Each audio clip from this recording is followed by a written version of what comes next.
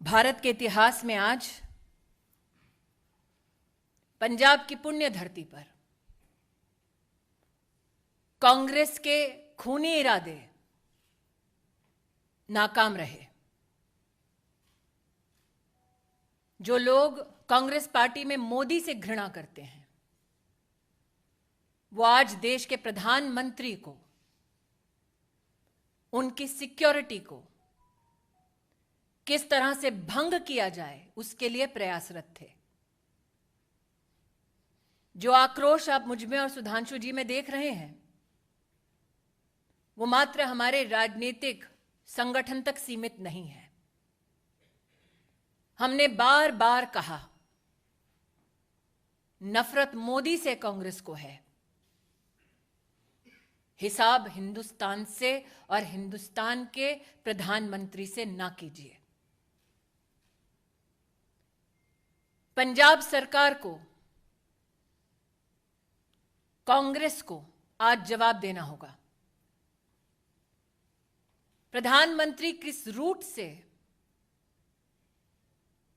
एक स्थल पर पहुंचते हैं, उस पूरे रूट की सुरक्षा का प्रबंध और कोई भी गतिरोध नहीं है, ऐसा आश्वासन पंजाब पुलिस ने प्रधानमंत्री जी के सुरक्षा दस्ते को दिया। क्या जानबूझकर प्रधानमंत्री जी के सुरक्षा दस्ते को झूठ बोला गया? प्रश्न 2, प्रधानमंत्री जी के पूरे कैवलकेड को जब रोकने का प्रयास हुआ, 20 मिनट तक जब उनकी सुरक्षा भंग की गई, जिन लोगों ने प्रधानमंत्री की सुरक्षा को भंग किया, उन लोगों को प्रधानमंत्री की गाड़ी के पास तक, उस स्थल तक किसने और कैसे पहुंचाया? क्योंकि हिंदुस्तान में हर नागरिक जानता है कि प्रधानमंत्री की इस वक्त की मूवमेंट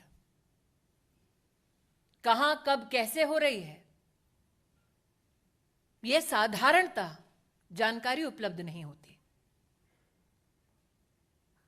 उस क्षण किसने उन लोगों को फ्लाईओवर पर भेजा, ठहराया, व्यवस्था की, इसका जवाब पंजाब की कांग्रेस सरकार को देना होगा। इस घटनाक्रम के दौरान कांग्रेस के युवा नेतृत्व ने जोश का, उत्सव का इजहार किया। किस बात का उत्सव है उनका? किस बात का जोश है कि देश के प्रधानमंत्री को मौत की कगार पर ले गए थे। मुझे आक्रोश इस बात का है कि जब सुरक्षा कर्मियों ने पंजाब सरकार से उस समय संपर्क साधने की कोशिश की, तो मुख्यमंत्री के दफ्तर से किसी ने भी संवाद नहीं किया। किस बात का इंतजार कर रही थी कांग्रेस की सरकार पंजाब में? शायद इसीलिए मीडिया में जो रिपोर्ट्स हैं कि लौटते वक्त प्रधानमंत्री जी ने, शायद मीडिया में कुछ लोगों ने इसको रिपोर्ट किया है कि चन्नी जी के लिए संदेश दिया कि जिंदा लौट रहा हूं। मैं आज कांग्रेस पार्टी से कहना चाहती हूं, नरेंद्र मोदी देश के प्रधानमंत्री बने देश के नागरिकों के वोट और आशीर्वाद से। उन्हें ध्वस्त करना है तो इलेक्शन में करते हैं। ये साजिश रचने की क्या जरूरत थी? इन सभी सवालों को मात्र मैं या सुधांशु जी नहीं पूछ रहे, राष्ट्र भर में ये सवाल उठ खड़े हुए हैं।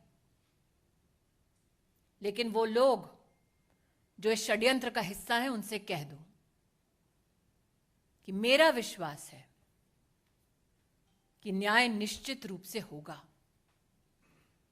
बैर मोदी से है, लेकिन देश के प्रधानमंत्री का बाल बांका करने की यह साजिश इस साजिश को देश समर्थन नहीं देगा।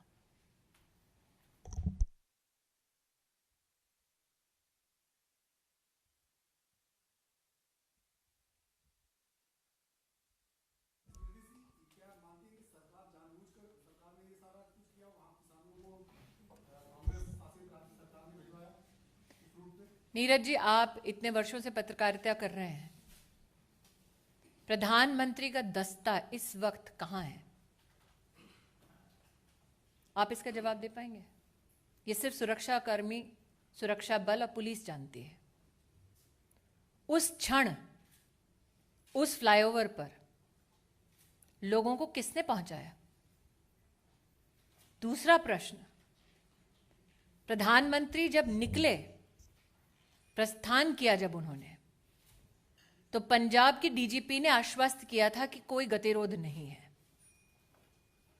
तो क्या वो झूठा आश्वासन था? जब 20 मिनट तक फ्लाईओवर पर प्रधानमंत्री की सुरक्षा भंग हुई, सुरक्षा दस्तावेज जब बार बार फोन कर रहा था, संवाद स्थापित करने की कोशिश कर रहा था, तो क्यों हाथ खड़े कर दिए पंजाब की सरकार ने? यह आकस्मिक नहीं हुआ, एक षड्यंत्र है, ऐसा व्यतीत होता है। एक टेक्निकल बात यह भी है कि आप लोगों ने जैसे Z+ सिक्योरिटी सुनी होगी, उसके ऊपर होती ASL एडवांस सिक्योरिटी लाइजनिंग, और उसके ऊपर होती है SPG, जिसमें सारे रूट को सैनिटाइज करना लोकल पुलिस की जिम्मेदारी होती है। तो अब उस हिसाब से आप स्वयं तय कर सकते हैं कि ये चूक है या षड्यंत्र, या आप तय करिए।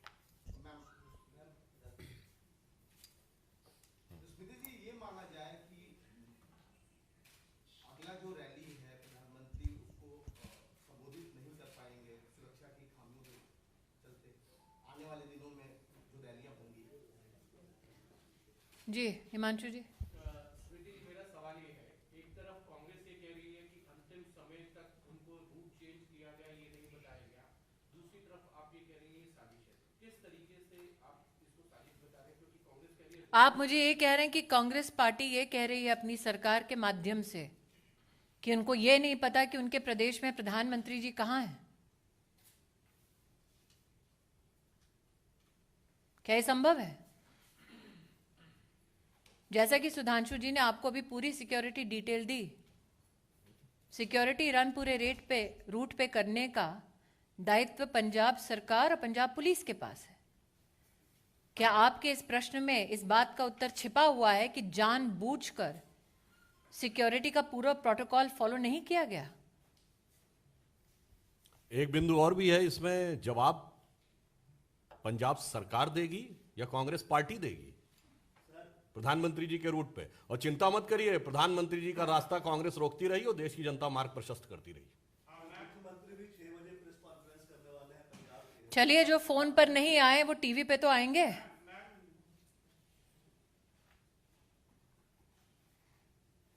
फोन पे आ जाते सुरक्षा कर्मियों के लिए तो शायद प्रेस कॉन्फ्रेंस करने की नौबत नहीं आती। और पंजाब के मुख्यमंत्री, उनकी कितनी काबिलियत है, ये कांग्रेस पार्टी के पंजाब प्रदेश के अध्यक्ष से पूछिए ना।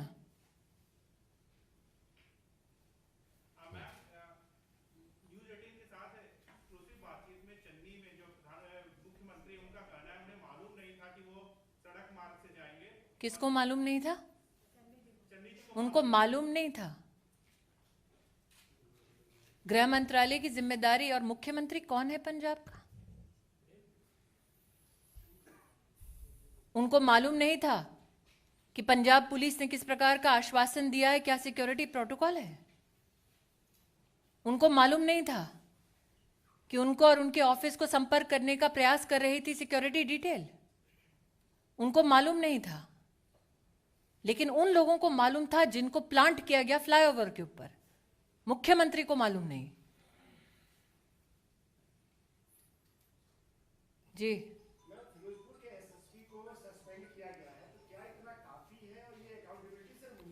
pawns have been sacrificed. प्यादे को त्यागा है, बिसात जिसने बिछाई, जवाब उसको देना है। प्रधानमंत्री जी की सुरक्षा का निर्णय राज्य स्तर के एजेंसीज लेती हैं कि जिले स्तर पे? और जो आपने कहा कि वो कह रहे हैं कि उनको मालूम नहीं था, इससे स्पष्ट है कि पंजाब के मुख्यमंत्री का पार्टी संगठन से तो समन्वय था नहीं, अब प्रशासन से भी समन्वय नहीं है। तो ये जो स्मृति जी ने कहा, सरकार किस गति या दुर्गति के साथ चल रही है पंजाब में, यह स्पष्ट हो जाता है। हम लेकर आ रहे हैं डिबेट का नया प्रोग्राम देश के साथ, जहां होगी हर अहम मुद्दे पर बात। कोई हंगामा नहीं, शोर शराबा नहीं, टीवी चैनलों की तरह लड़ाई झगड़ा नहीं और ना हाथापाई। देश के साथ में हम बात करेंगे मुल्क के बुनियादी इश्यूज पर, इंसानी हुकूक पर, आलम इस्लाम के मसाइल पर, अक़लियतों, दलितों और आदिवासियों के साथ होने वाले जुल्म पर और उन तमाम इश्यूज पर जिसे मेन स्ट्रीम मीडिया में जगह नहीं दी जाती है। पैनलिस्ट के तौर पर हमारे साथ जुड़ेंगे हिंदुस्तान और दूसरे मुल्कों के तज्ज़िया निगार, दानिशवरान, जर्नलिस्ट, कलमकार, वकला, उलमा, समाजी कारकुनान, सियासतदान और मुख्तलिफ उमूर के माहिरीन। संजीदा गुफ्तगू, बावकार अंदाज, पुरसुकून माहौल और सिर्फ मुद्दे पर बात। मिल्लत टाइम्स के प्रोग्राम की होगी यही खास पहचान।